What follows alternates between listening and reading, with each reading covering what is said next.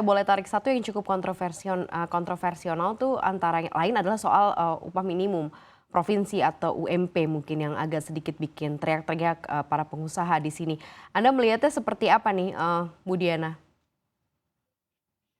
Ya, awalnya memang, kami juga mempertanyakan ya, Mbak, karena, waktu saat finalisasi Dewan Pengupahan sudah menghitung berdasarkan formula, dasarnya adalah, PP 36 tahun 2021, kemudian Undang-Undang, 36 nomor tahun 2021, itu sudah finalisasi pada saat itu Dewan Pengupahan.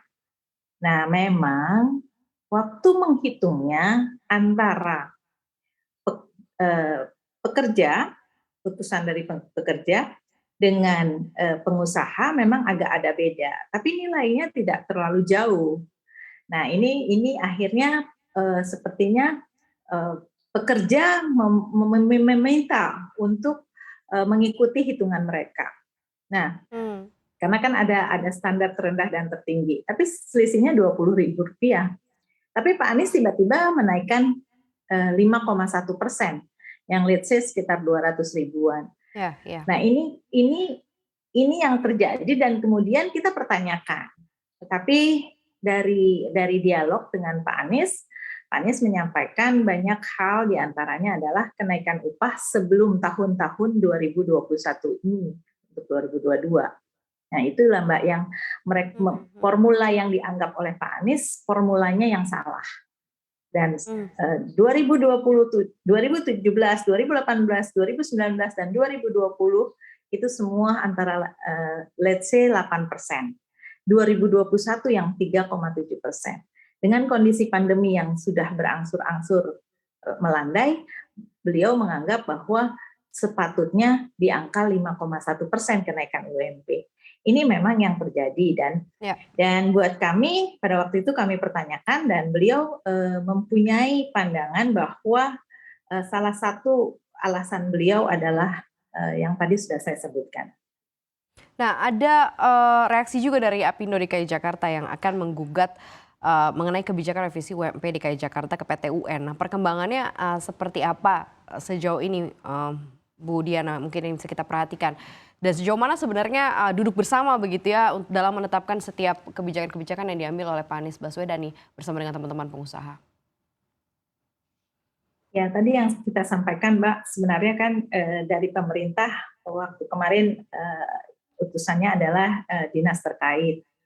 Kemudian kami juga dari pengusaha ada, kemudian dari pekerja ada. Itu sudah paripurna lah ya. Dan keputusan yang diambil kita sudah menganggap bahwa itu finalisasi. Tapi ada keputusan yang berikutnya oleh Pak Anies, makanya kita menganggap bahwa itu kontroversi. Akhirnya karena kami di Kadin ini beranggotakan adalah selain pengusaha atau perusahaan ada ALB, anggota luar biasa, yaitu asosiasi. Di antaranya adalah Apindo. Apindo ini keras sekali menganggap bahwa keputusan Pak Anies tidak bisa diterima oleh teman-teman dari asosiasi, yaitu salah satunya Apindo. Bahkan memang ada asosiasi yang lain. Nah, ini akhirnya mereka menganggap bahwa sudah terjadi pelanggaran. Nah, kalau kami di Kadin sendiri menyampaikan bahwa kepada Apindo juga karena mereka Apindo sendiri adalah anggota Kadin, kita melihatnya bagaimana kondusivitas dari usaha kalau sampai terjadi chaos gitu loh, Mbak. Harus ke Mhm. petun, kemudian ini kan sudah berjalan hampir 2022-nya. Jadi bagaimana? Nah, ini kita berikan masukan.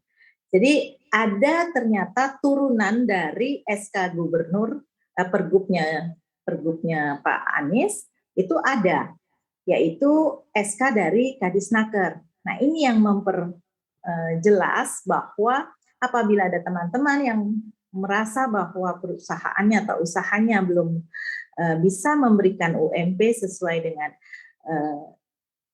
Pergub 1517 itu masih bisa melakukan mengacu kepada UMP 1395. Nah, Oke. ini yang kami sampaikan terus ke teman-teman di asosiasi. Kemudian kita sosialisasikan juga bersama-sama Dinas Tenaga Kerja apa yang sudah menjadi keputusan Pak Anies. Ya, sepertinya teman-teman bisa memaklumi itu, Mbak.